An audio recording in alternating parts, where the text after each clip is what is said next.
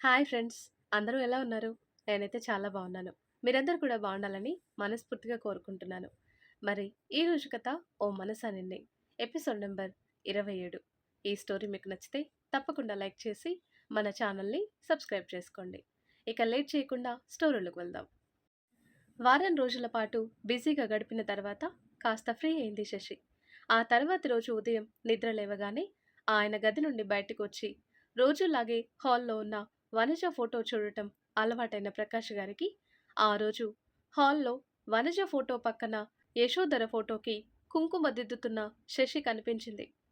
కుంకుమ దిద్దిన ఫోటోని గోడకి తగిలించి చిక్కగాలిన పూలమాలను వేసి ఆ ఫోటోని తడిమి నమస్కరించుకుంది. కదలకుండా నించున్న ప్రకాష్ గారిని చూసి అటుగా వచ్చిన ఉదయ్ కూడా ఆ ఫోటోని చూసి, "ఆ ఫోటోలో ఉన్న ఆవిడ ఎవరో పోల్చుకోలేక, బాబాయ్ ఆవిడెవరు?" అని ప్రకాష్ గారి భుజం మీద చేయి వేసి అడిగాడు. యశోధర ఫోటో శశి చేతిలో చూడగానే ఆశ్చర్యపోయిన ప్రకాష్ గారు ఉదయ్ ప్రశ్నకి తేరుకొని శశి వైపు చూస్తూ మౌనంగా ఉండిపోయారాయన. "బాబాయ్ మిమ్మల్నే, ఆవిడెవరో మీకు తెలుసా?" అని మళ్ళీ అడిగాడు ఉదయ్. అయినా ఆయన నుండి సమాధానం లేకపోవటంతో అప్పటి వరకు ప్రకాష్ గారు ఏం చెప్తారో అని ఆగిన శశి ఉదయ్ వైపు చూస్తూ, "అన్నయ్య, ఈ ఫోటోలో ఉన్నావిడ కూడా నాకు అమ్మతో సమానం. అందుకే అమ్మ పక్కన స్థానం ఇచ్చాను" అని చెప్తూ ప్రకాష్ గారి వైపు చూసింది శశి. ఆయన 2 ఫొటోస్ వైపు చూసి మౌనంగా అక్కడి నుండి వెళ్ళిపోయారు. "అన్నయ్య, నువ్వెళ్ళి ఫ్రెష్ అయ్యిరా, బ్రేక్‌ఫాస్ట్ చేద్దువు" అని శశి అంటుంటే మొఖం వేలాడేసి, "మరి నా కాఫీ" అని అడిగాడు ఉదయ్. శశి నవ్వి, "ఇస్తానుండు" అని చెప్పి కాఫీ చేయటానికి వెళ్ళింది. ప్రకాష్ గారు వరండాలో కూర్చొని ఆలోచనల్లో ఉండగా కాఫీ ఇచ్చింది శశి. ఉదయ్ కూడా కాఫీ తీసుకొని అక్కడే కూర్చోటంతో ప్రకాష్ గారు ఏమీ మాట్లాడకుండా కాఫీ తాగేశారు.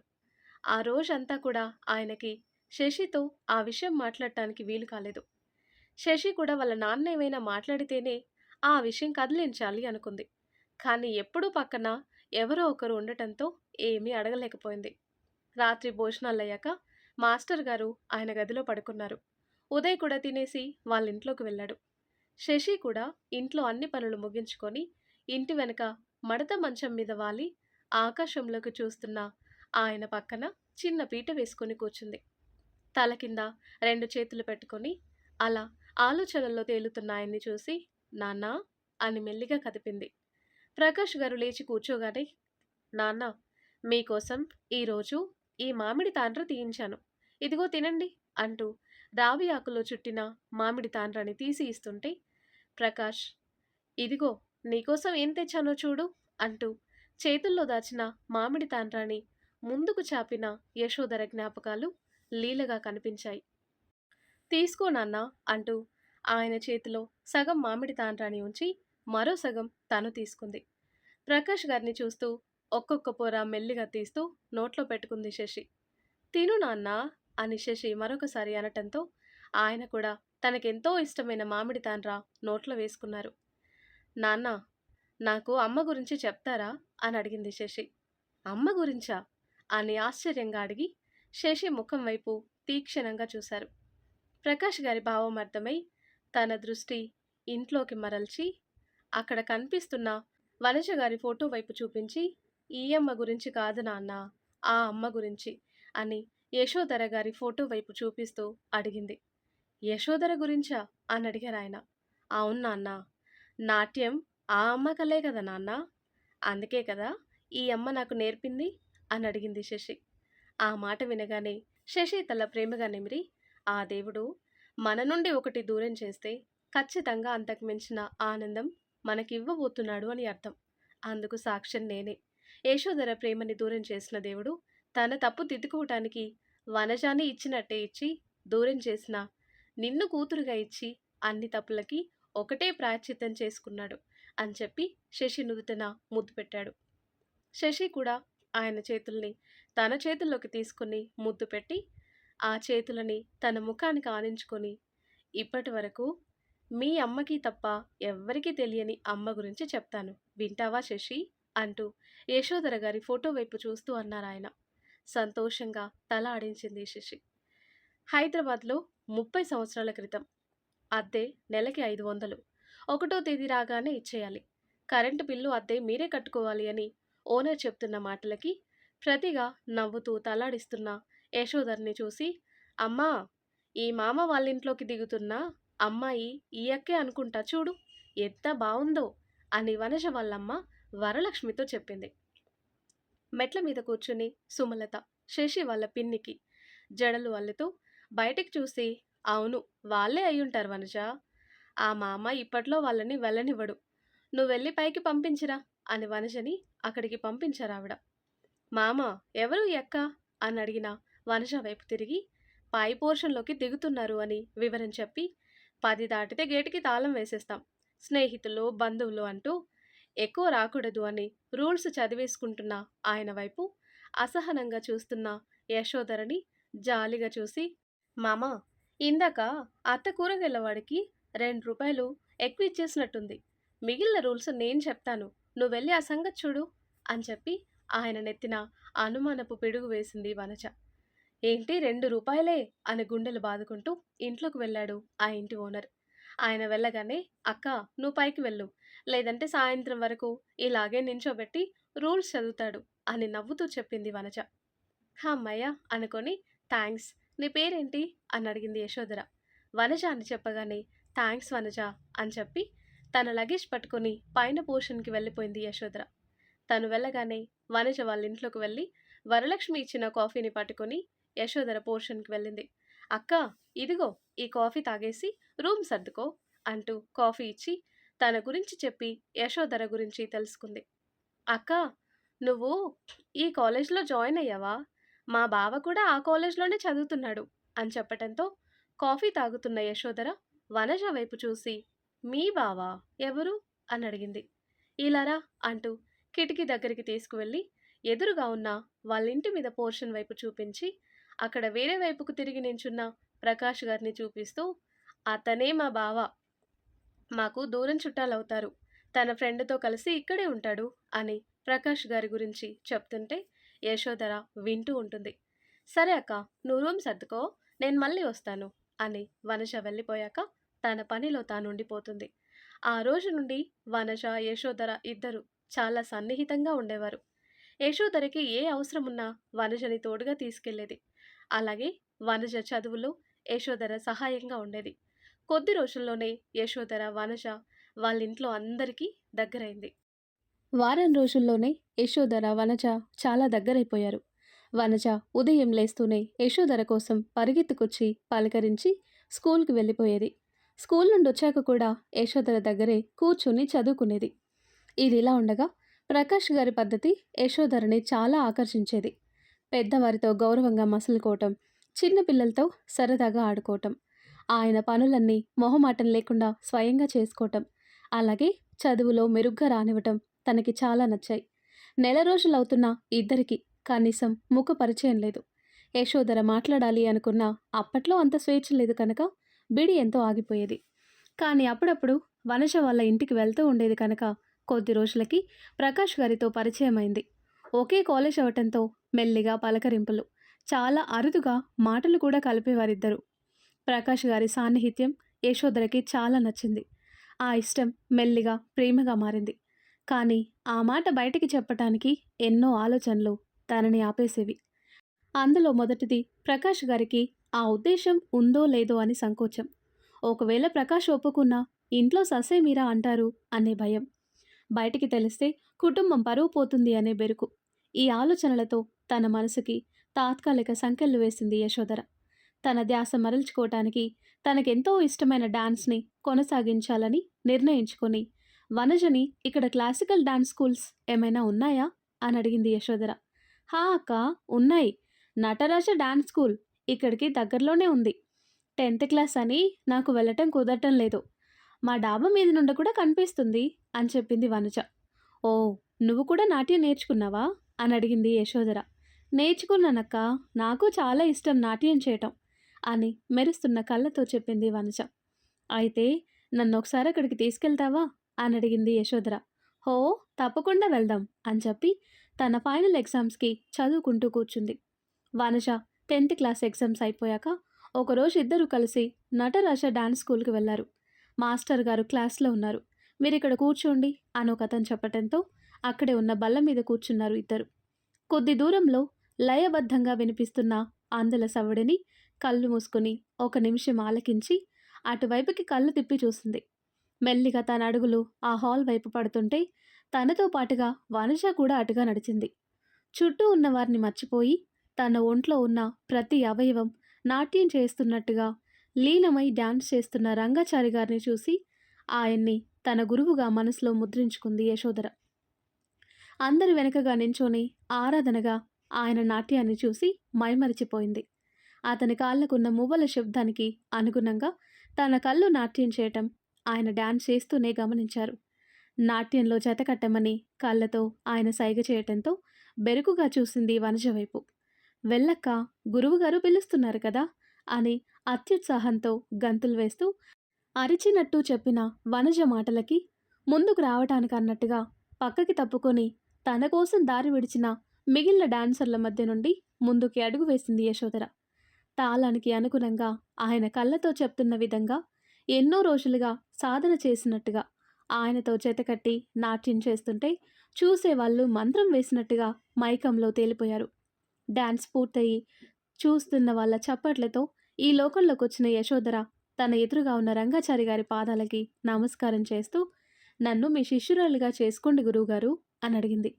యశోధర తల మీద అభినందనగా తట్టి, తను పైకి లేచాక చాలా అద్భుతంగా డాన్స్ చేసావమ్మా శశిరేఖ అని ఆయన అనగానే, అయ్యో గురువుగారు, నా పేరు యశోధర అని చెప్పింది. యశోధర అనేది నువ్వు పుట్టాక మీ వాళ్ళు నీకు పెట్టిన పేరు. శశిరేఖ అనేది నీ నాట్యం చూసి పెట్టిన పేరు అని ఆయన చెప్తుంటే ఆనందంగా ఆయనకి నమస్కరించింది యశోధర. నాట్యం వదలకు శశిరేఖ, నీకు మంచి భవిష్యత్తు ఉంటుంది. ఆఫీస్ రూమ్లో నీ డీటెయిల్స్ ఇచ్చి రేపటి నుండి స్కూల్లో జాయిన్ అవ్వు అని చెప్పి ఆయన వెళ్ళిపోయారు. ఆయన అలా వెళ్ళగానే మిగిలిన వారు యశోధర చుట్టూ చేరిపోయి అభినందనలు తెలిపారు. అక్క, నువ్వు డాన్స్ స్కూల్ అని నన్ను అడిగితే ఏమో అనుకున్నాను, కానీ ఇంత బాగా చేస్తావని ఊహించలేదు. ఎక్కడ నేర్చుకున్నావు? ఎంత అద్భుతంగా చేశావో తెలుసా? ఎవరితోనూ ఎక్కువగా మాట్లాడని గురువుగారు నిన్ను ఏకంగా ఆయనతో కలిసి డాన్స్ చేయమన్నారు అంటే మామూలు విషయం కాదక్కా. అయినా నువ్వు ఇంత బాగా చేస్తావని ఆయనకెలా తెలిసిందంటావు అని ఇంటికి వెళ్ళే వరకు మాట్లాడుతూనే ఉంది వనజ. ఇంటికి వెళ్ళాక కూడా అడిగిన వాళ్ళకి అడగని వాళ్ళకి అందరికీ జరిగిన విషయం చెప్తున్న వనజ ప్రకాష్ కాలేజ్ నుండి రాగానే అతనికి కూడా చెప్పింది. వనజ మాటల్ని బట్టి యశోధర మంచి డాన్సర్ అయి ఉంటుంది అనుకుని ఆ విషయం అక్కడితో వదిలేశాడు. కాలేజ్కి వెళ్ళటం, చదువుకోవటం, ఇంటికి రాగానే డాన్స్ స్కూల్కి వెళ్ళటం, టైం ఉన్నప్పుడు వనజ వాళ్ళ ఇంటికి వెళ్ళటం, అప్పుడప్పుడు సుమ, వనజ, ప్రకాష్ వాళ్ళతో కలిసి గుడికి, సినిమాకి వెళ్ళటం వరకు వచ్చింది వాళ్ళ పరిచయం. ప్రకాష్కి కూడా యశోధర అంటే స్నేహానికి మించి ఏదో భావం. అదేంటో తనకి తెలిసినా తన స్థాయి అందుకు సమ్మతూగదు కనుక యశోధరకి వీలైనంత దూరంగా ఉండాలని అనుకున్నాడు తప్ప ఆచరించలేకపోయాడు. ఇలా రోజులు సాగిపోతుంటే యశోధర ఇటు ప్రకాష్కి చాలా దగ్గరైంది. అలాగే రంగాచారి గారికి కూడా తన నాట్యంతో ఆయనకి అభిమాన శిష్యురాలైంది. ప్రకాష్ అని పిలుస్తున్న యశోధర గొంతు విని తమ రూమ్ నుండి బయటకొచ్చి మెట్ల దగ్గర నుండి కిందికి చూసిన ప్రకాష్ని చూసి చిన్నగా నవ్వి తాళం వేసి ఉన్న వనజ వాళ్ళ ఇల్లును చూపించి, ఇంట్లో ఎవరూ లేరు, ఎక్కడికి వెళ్ళారు ప్రకాష్ అని అడిగింది యశోధర. పెళ్ళికి వెళ్ళారని మామూలుగా చెప్పారాయన. అవునా అని ఒక నిమిషం ఆలోచించి, ప్రకాష్ గారు మీరు ఫ్రీగా ఉన్నారా అని అడిగింది యశోధర. ఎందుకండి అని అడిగారు ప్రకాష్. మీరు ఫ్రీగా ఉంటే నాకు తోడుగా డాన్స్ స్కూల్కి వస్తారా ప్లీజ్ అని అడిగింది యశోధర. చేతికున్న వాచ్లో టైం చూసి, ఈ టైంలో ఎందుకండి, రేపు వెళ్ళొచ్చు కదా అని అడిగారు ఆయన. రేపు నేను ఉండటం లేదు ప్రకాష్, రాత్రికే ఇంటికి వెళ్తున్నాను. డాన్స్ స్కూల్లో కూడా ఒక మాట చెప్పి వెళ్దామని వనజ కోసం వచ్చాను కానీ అంటూ తాళం వైపు చూస్తూ మాట్లాడటం ఆపింది యశోధర. ప్రకాష్కి కూడా ఈ టైంలో అమ్మాయి ఒంటరిగా వెళ్ళటం, అందులో తను ఇష్టపడుతున్న అమ్మాయి టైం కాని టైంలో ఒంటరిగా వెళ్ళి ఇబ్బందులు పడటం సరికాదనిపించి ఒక నిమిషం ఆలోచించి సరే వెళ్దాం అని చెప్పి యశోధరతో కలిసి డాన్స్ స్కూల్కి బయలుదేరాడు. స్కూల్ దగ్గరికి వెళ్ళగానే ప్రకాష్ని ఎవరో తెలిసిన వాళ్ళు పలకరించడంతో, యశోధర నువ్వెళ్ళు, నేను మాట్లాడొస్తాను అని చెప్పి ఆయన స్కూల్ బయటే ఆగిపోవటంతో యశోధర లోపలికి వెళ్ళింది. గురువుగారు నమస్కారం అంటూ హుషారుగా ఆఫీస్ రూమ్లోకి వెళ్ళింది. హో, శశిరేఖ, ఏంటమ్మా ఈ టైంలో వచ్చావు అని అడిగారు రంగాచారి గారు. నేను ఈరోజు రాత్రి మా ఊరికి వెళ్తున్నాను. రావటానికి 10 రోజుల పైనే పడుతుంది. ఈ విషయం చెప్పటానికే వచ్చాను అని చెప్పింది యశోధర. అవునా, అయితే స్కూల్కి వచ్చి మంచి పని చేశావు. నేనే రేపు నీతో మాట్లాడాలి అనుకున్నాను అన్నారాయన. దేని గురించి అని అడిగింది యశోధర. ఈ సంవత్సరం దేశ స్థాయిలో జరిగే క్లాసికల్ డ్యాన్స్ కాంపిటీషన్కి నాకు ఎంట్రీ దొరికింది. అలాగే స్పాన్సర్స్ కూడా రెడీగా ఉన్నారు అని ఆయన చెప్పగానే, అవునా, చాలా మంచి విషయం గురువుగారు. మరి ఆడిషన్స్ ఎప్పుడు అని ఎంతో హుషారుగా అడిగింది యశోద్ర. హాహా, ఇక్కడ నువ్వు సంతోషించే ఇంకో విషయం కూడా ఉంది శశిరేఖ అని ఆయన అనగానే నవ్వటం ఆపేసి, ఇంకో విషయమా, ఏంటి గురువుగారు అది అని అడిగింది యశోధర. ఆయన యశోధర తల మీద తట్టి, ఈ కాంపిటీషన్లో నాకు పార్ట్నర్ అవసరం ఉన్నా ప్రతి పర్ఫార్మెన్స్లో నా నాట్యానికి నాతో జత కట్టేది నువ్వే. వచ్చే సంవత్సరం నుండి నా తరపున ఈ డాన్స్ స్కూల్ తరపున నిన్నే పంపించాలని నేను నిర్ణయించుకున్నాను అని ఆనందంగా చెప్పారాయన. ఆ మాట వింటూనే కళ్ళల్లో నీళ్లు సుడులు తిరిగి చెంపల మీదుగా జారి నేలను చేరుతుంటే యశోధర చేతులు ఆయన పాదాలను తాకాయి. మాటలు రాని ఆ సంతోషంలో మౌనంగా ఉండిపోయింది తను. తనని పైకి లేపి, ఇందులో నేను చేసింది ఏమీ లేదు. ఇది పూర్తిగా నీ ప్రతిభ, నీ కష్టం, డాన్స్ పట్ల నీకున్న భక్తి అంటూ ఆమె కళ్ళు తుడిచి, వెళ్ళు, ఇంటికి వెళ్ళొచ్చాక మన ప్రాక్టీస్ మొదలు పెడదాం అని చెప్పి చిన్నగా నవ్వారు. ఆ సంతోషంలో గొంతు పెగటలేదు తనకి. మరొకసారి ఆయన ఆశీర్వాదం తీసుకోగా ఆయుష్మాన్ భవ అని ఆయన దీవించారు. ఆవిడ అర్ధాయుష్కురాలు అని తెలియక. బయట కలిసిన వాళ్ళతో మాట్లాడి స్కూల్ లోపలికి వస్తున్న ప్రకాష్ గారికి తానే బయటకు వస్తూ కనిపించింది యశోధర. ఆవిడ తడి కళ్ళు, కంటి కింద నీటి చారలు. భూమికి అతుక్కున్న ఆవిడ చూపులను చూసి ఏమైందో అర్థం కాక యశోధరా అని పిలుస్తూ ఆవిడ దగ్గరికి వెళ్ళాడు ప్రకాష్. ఆ పిలుపుకే పులకరించిపోయే తన మనసు ఈ సంతోష సమయంలో ఇంకా ఆగలేక పరుగున వెళ్ళి ఆయన్ని హత్తుకుంది. ఒక్క నిమిషం నిర్ఘాంతపోయాడు ప్రకాష్. అతన్ని చుట్టేసిన చేతుల పట్టు క్షణక్షణం పెరిగిపోతుంటే గుండె వేగం కూడా కృష్ణ జింకల పరుగులు పెట్టింది. మనసుని నిలవరించుకొని మరొకసారి యశోధరా అని పిలిచాడు ప్రకాష్. ఈ పిలుపుతో తనేం చేస్తున్నది అర్థమై దూరం జరిగి అతన్ని సూటిగా చూడలేక దిక్కులు చూస్తూ సారీ ప్రకాష్ అంటూ నీళ్లు నమిలింది. ఎందుకింత సంతోషం అని పరిస్థితిని తేలిక చేస్తూ అడిగాడు ప్రకాష్. తనకొచ్చిన అవకాశం గురించి ఆనందంగా చెప్తూ జరిగిన విషయం అప్పటికి వదిలేసింది యశోధర. చాలా సంతోషం యశోధర, మంచి అవకాశం వచ్చింది అంటూ అభినందించాడు ప్రకాష్. సరే, నా ట్రైన్కి ఇంకా టైం ఉంది, గుడికి వెళ్దామా అని అడిగింది యశోధర. సరే అంటూ తనతో కదిలాడు. దగ్గరలో ఉన్న గుడికి వెళ్ళి చీకటి పడుతున్న టైం కనుక ఎవరూ లేకపోవడంతో దర్శనం చేసుకుని బయటికొచ్చి పక్కనే ఉన్న మండపంలో కూర్చున్నారు. చల్లటి గాలి, అప్పుడప్పుడే ఇళ్లలో వెలుగుతున్న దీపాలు, మంచి వాతావరణంలో మనసుని కాసేపు ఆహ్లాదపరిచి ఇద్దరి మధ్య మౌనం రాజ్యమేలుతుండగా అలాగే కూర్చున్నారు. ఏమైనా మాట్లాడొచ్చు కదా ప్రకాష్, ఎందుకలా సైలెంట్గా కూర్చున్నావు అని అడిగింది యశోధర. బదులుగా చిన్నగా నవ్వి, నువ్వే చెప్పు యశోధరా అన్నాడు ప్రకాష్. తన మనసులో ఎన్నో రోజులుగా దాచుకున్న మాటలు అతడికి చెప్పమని మనసు ప్రేరేపిస్తుంటే బుద్ధి అడ్డుపడుతుంది. ఈ ఘర్షణలో మనసు ఆధిపత్యం తీసుకోగా, ప్రకాష్, నీతో ఒక మాట చెప్పాలి అంటూ చిన్నగా మాట్లాడింది యశోధర.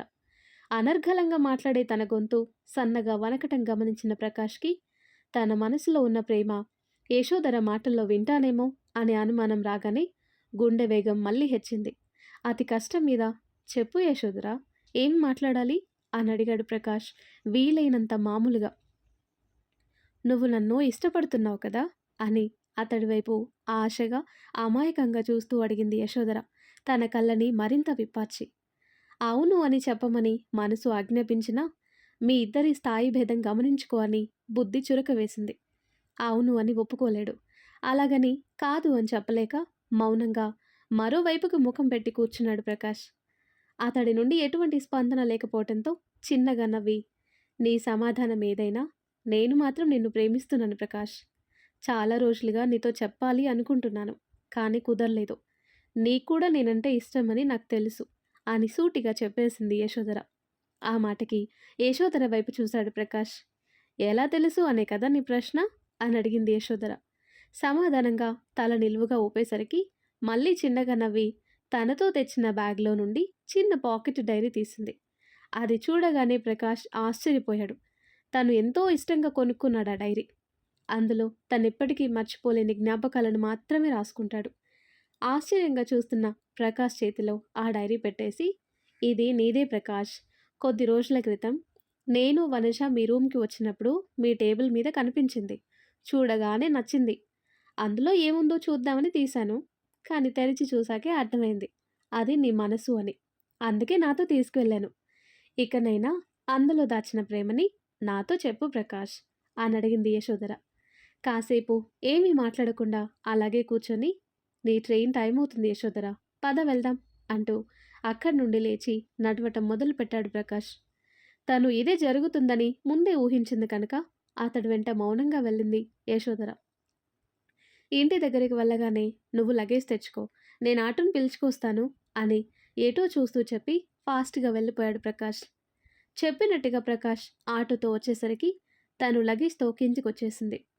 దారి పొడవునా ఇద్దరేమీ మాట్లాడలేదు. స్టేషన్‌కి వెళ్ళాక తన ప్లాట్‌ఫార్మ్ కనుక్కొని ట్రైన్ కోసం ఎదురు చూస్తూ అక్కడే కూర్చున్నారిద్దరు. "ఎందుకొచ్చావు ప్రకాష్ ఇక్కడికి? నేను రమ్మని అడగలేదు కదా" అని అడిగింది యశోధర. "ఈ టైంలో ఆటోలో ఒక్కదానివే వెళ్ళటం మంచిది కాదు. అందుకే వచ్చాను" అని బదులిచ్చాడు ప్రకాష్. "మరి నాకేంటి? ఒక అమ్మాయి పట్ల నీకున్న బాధ్యతలో నేనంటే నీకున్న ప్రేమ కనిపిస్తుంది" అని అడిగింది యశోధర. ప్రకాష్ ఏమీ చెప్పలేక వాటర్ తీసుకొస్తాను అంటూ పక్కకు వెళ్ళగానే అతడి తడబాటు చూసి తనలో తానే నవ్వుకుంది యశోధర. కాసేపటికి ట్రైన్ ప్లాట్ఫారం మీద ఆగటంతో ట్రైన్ వచ్చేసింది. "యశోధర వెళ్ళు" అన్నాడు ప్రకాష్. "నువ్వు నన్ను ప్రేమిస్తున్నా కూడా ఎందుకు ఆ విషయం ఒప్పుకోవటం లేదు ప్రకాష్? నువ్వు అవునన్నా కాదన్నా నేను మాత్రం నిన్ను ప్రేమిస్తున్నాను. నిన్నే ప్రేమిస్తాను. నిన్ను తప్ప వేరే ఎవ్వరికీ నేను నా జీవితంలో స్థానం ఇవ్వలేను. అలాంటి రోజే వస్తే అదే నా ఆఖరి రోజు అవుతుంది" అని చెప్పి తన లగేజ్ తీసుకుని ట్రైన్ ఎక్కేసింది యశోధర. "ఇంకా ఆలోచించకు ప్రకాష్. నువ్వు కూడా ప్రేమిస్తున్నావని తనకు చెప్పు" అని మనసు పట్టుబట్టడంతో యశోధర ఉన్న కిటికీ దగ్గరికి వెళ్ళి తను తెచ్చిన వాటర్ బాటిల్ అలాగే ఫుడ్ తనకిచ్చాడు. వాటిని తీసుకుని మౌనంగా మూతి ముడుచుకొని కూర్చుంది యశోధర. అలా ఇంకా అందంగా ఉన్న తన ప్రియసఖిని కళ్ళారా చూసుకుని ట్రైన్ బయలుదేరే టైంకి తన చేతుల్లో ఉన్న డైరీ కిటికీ లోపలికి పెట్టాడు. డైరీ వైపు, ప్రకాష్ వైపు మార్చి మార్చి చూస్తున్న తనని చూసి, "ఇది నా మనసు అని తెలిసి తీసుకెళ్ళాను అన్నావు కదా! మరి తిరిగిచ్చేస్తున్నావెందుకు? నీకు నా మనసు నచ్చలేదా? వద్దా?" అని అడిగాడు ప్రకాష్. ఆ మాటల్లో ఆంతర్యం అర్థం కాగానే దాన్ని లాగేసుకుని అతడి వైపు ప్రేమగా చూసింది. "జాగ్రత్త యశోధర" అన్నాడు ప్రకాష్. "ఏంటి నీ మనసా?" అని అడిగింది యశోధర చేతిలో ఉన్న డైరీని చూపిస్తూ. ఆ మాటకి నవ్వేస్తూ, "కాదు, నువ్వు జాగ్రత్త" అని చెప్పాడు. కిటికీ మీదున్న ప్రకాష్ చేతిని తన చేత్తో తడిమి, "త్వరగా వచ్చేస్తాను" అంటూ ఏదో గుర్తొచ్చిన దానిలా బ్యాగ్ నుండి ఒక కవర్ తీసి ప్రకాష్కి ఇచ్చింది. అప్పటికే ట్రైన్ కదులుతుండటంతో అదేంటో అడిగే టైం లేకపోయింది. అందుకే దాన్ని తీసుకుని చెయ్యి ఊపాడు. వెళ్తున్న తన ఇష్టసఖి తిరిగి వస్తుంది అనే ఆశతో. తనని చూడటం అదే చివరిసారి అని తెలుసుకోలేక. ఆ తర్వాత మేం మళ్ళీ కలవలేదు శశి. కలవలేనంత దూరం వెళ్ళిపోయింది తను అంటూ చెప్పటం ఆపారు ప్రకాష్ గారు. ఫ్రెండ్స్, గతం విడిచి ప్రస్తుతంలోకి వచ్చేయండి. తన చేతుల మీద పడిన వెచ్చటి నీటి బిందువులతో ఈ లోకంలోకొచ్చింది శశి. తన చేతిని తడిపింది తన తండ్రి కంటి నుండి జారిన నీరు అని తెలిసి బాధగా ఆయన్ని హత్తుకుంది. శశి బాధపడుతుందని తన బాధని అణిచివేసుకుని శశి తల నిమిరి మౌనంగా ఉండిపోయారు ప్రకాష్ గారు. "అంటే నాన్న, ఈ విషయాలన్నీ అమ్మకి తెలుసా?" అని అడిగింది శశి. "తెలుసు శశి. నాకంటే ముందే యశోధర నన్నిష్టపడుతుందని, నాకు కూడా తనంటే సదాభిప్రాయం ఉంది అని వనజాకి తెలుసు. యశోధర దూరమైన తర్వాత నా బాధలో నాకు తోడుగా ఉంది వనజ ఒక్కతే. తనకి యశోధర నాకంటే ఎక్కువ ఆత్మీయురాలు. అలాంటిది కేవలం నా కోసం తన బాధ నాకు కనిపించకుండా దాచేసేది. వనజ వయసులో చిన్నదైనా మనసులో చాలా పెద్దది. వనజని నాకిచ్చి పెళ్లి చేయాలని ఇంట్లో వాళ్ళనుకొని తన అభిప్రాయం అడిగినప్పుడు నన్ను పెళ్లి చేసుకున్నా తనకి ఒంటరితనం మిగులుతుందని తెలిసి కూడా నన్ను చేసుకోవటానికి సిద్ధపడింది. అక్కడే ఉంటే అందరి ముందు నటిస్తూ బ్రతకాల్సి వస్తుందని నాతో కలిసి ఇక్కడికొచ్చేసింది. మీ అమ్మకి చాలా ఓపిక శశి. తన ప్రేమతోనే నన్ను లాలించింది, మార్చుకుంది. కొద్ది రోజుల్లోనే నేను మళ్ళీ మనుషుల్లో కలవటం మొదలుపెట్టాను. తన ఓపిక ముందు నేను ఓడిపోయాను శశి. ఎప్పుడూ నవ్వుతూనే ఉండేది. మెల్లిగా నా మనసు తన ప్రేమ ముందు తల వంచేసింది. చివరికి తన ఓపిక నెగ్గి అన్నీ మర్చిపోయి సంతోషంగా ఉన్నాం ఇద్దరం. ఆ తర్వాత మా జీవితాల్లోకి నువ్వొచ్చి మా సంతోషాలన్నీ ఎన్నో రెట్లు పెంచావు అంటూ శశి తలని ముద్దాడి ఆ శశిరేఖని ఈ శశిలో చూసుకున్నాం. అందుకే మీ అమ్మ నీకు ఎంతో ఇష్టంగా ఆ పేరు పెట్టుకుంది. నాట్యం నేర్పింది. కానీ ఈరోజు ఆ నాట్యం చూడటానికి తను లేదు అంటూ ఆపై మాట్లాడలేక కళ్ళు ఒత్తుకున్నాడు. ఆయన చేతిని తన చేతిలోకి తీసుకొని అమ్మ మనతో ఉంది నాన్న అని శశి అనగానే శశి వైపు అయోమయంగా చూశారు. ఎలా అన్నట్టుగా. ప్రశ్నార్థకంగా చూస్తున్న వాళ్ళ నాన్న వైపు చూస్తూ ఎలాగో తెలుసా? నా మువ్వల్లో తాను నేర్పిన నాట్యంలో ఉంది. ఆ అమ్మ ఎప్పుడూ మనతోనే ఉంది అంటూ ఆయన గుండెల్లో ఒదిగిపోయింది శశి.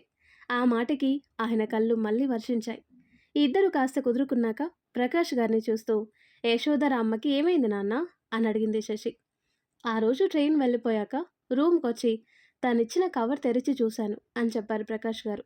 అందులో ఏముంది నాన్న అని అడిగింది శశి ఆతృతగా. ఆయన చిన్నగా నిట్టూర్చి తన పక్కన రావి ఆకులో చుట్టిన మామిడి తాండ్ర చేతుల్లోకి తీసుకొని ఆ కవర్‌లో ఇదే ఉంది అని చూపించారు. తనకెంతో ఇష్టమని అంతకు ముందే శశి ఇచ్చిన మామిడి తాండ్ర. మీ ఇష్టాలన్నీ తెలుసా అమ్మకి అని అడిగింది శశి. బదులుగా తలని నిలువుగా ఊపి చిన్నగా నవ్వారు ప్రకాష్ గారు. ఆ తర్వాత ఏమైంది నాన్న అని అడిగింది. తను వెళ్ళిన తర్వాత రోజులు చాలా నెమ్మదిగా గడిచాయి. తనెప్పుడొస్తుందా అని ఎదురు చూడని రోజు లేదు. ఎక్కడికి వెళ్ళినా తన జ్ఞాపకాలే. ప్రేమించటం గొప్ప కాదు.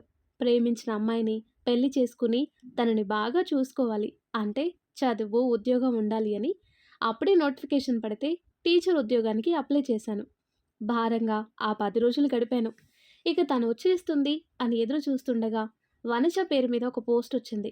ఆ పోస్ట్ తీసుకుని చదివి వెంటనే నా దగ్గరికి పరిగెత్తుకు రావటం చూసి తెలియని భయం మొదలైంది నాలో. నా చేతిలో లెటర్ పెట్టి బుగ్గల మీద జారిన నీటిని తుడుచుకుంటుంటే నా కాళ్ళల్లో శక్తి సన్నగిల్లి నించున్న చోట కూర్చుండిపోయాను. ఇక ఆ పోస్టు సారాంశం నన్ను నిలువున కుదిపేసింది అంటూ శూన్యంలోకి చూస్తూ చెప్పారు. నా జీవితంలో నీకు తప్ప ఎవ్వరికీ స్థానం ఇవ్వలేను ప్రకాష్. ఈ విషయం చెప్తే ఎవ్వరూ నన్ను అర్థం చేసుకోవటం లేదు. అందుకే ఈ నిర్ణయం తీసుకున్నాను. ఇలా వదిలి వెళ్ళిపోతున్నందుకు నన్ను క్షమించు ప్రకాష్. నాకు వేరే దారి కనిపించటం లేదు. గుండెని కోసేసింది శశి ఆ ఉత్తరం అంటూ ఒక నిమిషం ఆగి మళ్ళీ చెప్పటం మొదలుపెట్టారు. నేను వనజ ఆ విషయం జీర్ణించుకోలేకపోయాం. అసలేం జరిగిందో కనుక్కుందామని కాలేజ్ రిజిస్టర్ నుండి వాళ్ళ ఇంటి ఫోన్ నెంబర్ తీసుకుని వనజతో యశోధర వాళ్ళ ఇంటికి ఫోన్ చేయించాను. కానీ అటువైపు నుండి ఎటువంటి సమాధానం లేదు. ఎన్నిసార్లు చేసినా ఎవరూ ఫోన్ తీసేవారు కాదు. కొన్ని రోజులకి ఫోన్ కలవటం కూడా ఆగిపోయింది. ఎన్నో ప్రశ్నలతో ఉన్న నేను ఎలాగైనా జరిగింది తెలుసుకుందామని వాళ్ళ ఊరికి బయలుదేరాను. అక్కడికి వెళ్ళాక తెలిసింది యశోధరకి తన మేనత్త కొడుకుతో పెళ్ళయింది అని. పెళ్ళైన 2వ రోజే ఆ ఊరి కోనేటిలో దూకేసింది అని అంటూ దీర్ఘంగా శ్వాస విడిచారు ప్రకాష్ గారు. ఆయన భారంగా మాట్లాడే మాటల్లో ఎంత బాధ దాగి ఉందో ఊహించగల శశి ఆయన చేతిని గట్టిగా నొక్కి పట్టుకుంది తన 2 చేతులతో. ఆయన కుదురుకున్నాక ఏం జరిగింది నాన్నా అని నెమ్మదిగా అడిగింది.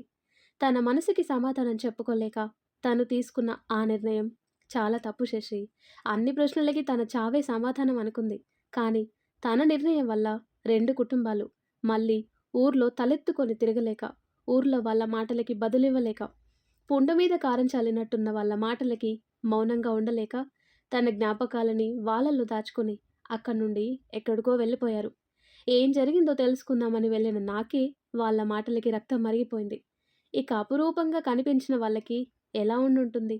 తప్పు వాళ్ళ పక్షంలో ఉంది అనుకున్నారు. ఇక అక్కడి నుండి ఉండలేమనుకున్నారు. వాళ్ళ ఆచూకీ మార్చేశారు అని చెప్పటం ఆపేశారు ప్రకాష్. అంటే వాళ్ళెవరో మీకు తెలీదా నాన్న అని అడిగింది శశి. అసలు చేతన్ ఎవరో ఆయనకి చెప్పాలనే ప్రయత్నంగా. ఆ ప్రశ్న ఊహించిన ప్రకాష్ గారు శశి తల మీద ప్రేమగా నిమిరి, కొద్ది రోజుల క్రితమే తెలిసింది శశి. నా కోసమో నా వల్లనో తెలీదు కానీ వాళ్ళింటి ఆడపిల్ల వాళ్ళకి దూరమైంది. అందుకు బదులుగా ఆ దేవుడు నా ప్రాణాన్ని వాళ్ళింటికి చేరుస్తున్నాడని అనుకుంటున్నాను అంటూ శశిని గుండెకి హత్తుకున్నాడు. ఆయన మాటలకి ఆశ్చర్యపోయి, "అంటే మీకు వాళ్ళ మీద కోపం లేదా నాన్నా?" అని అడిగింది శశి. "కోపం ఎందుకురా తల్లి? నిజమే, ప్రేమని అర్థం చేసుకోకపోవటం వాళ్ళు చేసిన పొరపాటే కావచ్చు. కానీ వాళ్ళకి అర్థమయ్యేలా చెప్పకపోవటం యశోదర తప్పు. 6 నెలలు ప్రేమించిన నా కోసం 22 ఏళ్ళు గుండెల్లో దాచుకొని పెంచుకున్న వాళ్ళకి శిక్ష వేయటం తన తప్పు. స్థాయి, వ్యత్యాసం తెలిసి కూడా నా ప్రేమని తనతో చెప్పాను. అలా కాకుండా ముందుగా తన వాళ్ళని సంప్రదించి ఉంటే అసలు వాళ్ళు ఒప్పుకుంటారో లేదో తెలిసేది. ఇవన్నీ ఆలోచించకుండా తనంటే నాకు కూడా ఇష్టమని, నేను కూడా తనని ప్రేమిస్తున్నానని తనతో చెప్పటం, తన ప్రేమకి భరోసా ఇవ్వటం నా తప్పు. మేం చేసిన తప్పులకి వాళ్ళకి తను శిక్ష వేసేసింది. ఇంకా నేను కోపం పెంచుకోవటంలో అర్థం ఉంటుందా అని దీర్ఘంగా ఆలోచిస్తూ అడిగారాయన. ఆయన మాటల్లో లీనమై తన తండ్రి ఉన్నత మనసుకి గుండె పొంగిపోయి కళ్ళు చెమర్చాయి శశికి. ఆయన అడిగిన ప్రశ్నకి బదులుగా తల అడ్డంగా ఆడించి ఇంకేం మాట్లాడలేక మౌనంగా ఉన్న శశిని చూసి 2 చేతులతో తన బుగ్గల్ని పట్టుకొని నుదుటన ముద్దు పెట్టి, "చాలా ఆలస్యమైంది. అన్ని ఆలోచనలు తీసేసి హాయిగా పడుకో. మీ నాన్నిప్పుడు చాలా సంతోషంగా ఉన్నాడు" అని చెప్పి, "ఏంటి సరేనా?" అని అడిగారు ప్రకాష్ గారు. శశి చిన్నగా నవ్వి, "సరే నాన్న" అంటూ అక్కడి నుండి లేవబోయి ఆ పక్కనే ఉన్న మామిడి తాండ్రాన్ని చూసి దాన్ని చేతిలోకి తీసుకుని వాళ్ళ నాన్న వైపు చూసింది. శశి చూపుల్లో భావం అర్థమై చిన్నగా నవ్వి నోరు తెరిచారాయన. ఆ మామిడి తాండ్రాన్ని ఆయన నోట్లో పెట్టేసి ఇంట్లోకి వెళ్ళింది శశి. శశి పెట్టిన మామిడి తాండ్ర తింటూ ఇన్నాళ్ళు ఆయనలో దాచుకున్న బాధ కూతురితో చెప్పుకున్నాక తేలికపడిన మనసుతో ఇంట్లోకి వెళ్లారు ప్రకాష్ గారు. ఎదురుగా ఉన్న యశోధర, వనుజ ఫోటోల వైపు హాయిగా చూసి ఆయన గదిలోకి వెళ్ళిపోయారు. మరి ఆ తర్వాత ఏం జరిగిందో నెక్స్ట్ వీడియోలో తెలుసుకుందాం. ఫ్రెండ్స్, ఈరోజు ఎపిసోడ్లో చాలా ఎమోషనల్ అయిపోయాను నేను. చాలా నచ్చింది నాకు ప్రకాష్ గారి లవ్ స్టోరీ. ఎంత గొప్ప మనసో కదా ఆయనది. ఎంతైనా అప్పటి లవ్ స్టోరీలో చాలా ప్యూరిటీ కనిపిస్తుంది. ఇప్పుడు కూడా కొన్ని లవ్ స్టోరీస్‌లో ఉంటుంది. బట్ అందరిలో ఉండటం లేదు. మీకెలా అనిపించిందో కామెంట్ చేయండి. ఓకేనా? ఎంతో ఇంట్రెస్టింగ్‌గా ఉండే ఈ స్టోరీ నెక్స్ట్ పార్ట్స్ కోసం ఈ వీడియో లైక్ చేసి మన ఛానల్‌ని తప్పకుండా సబ్స్క్రైబ్ చేయండి. Thanks for watching.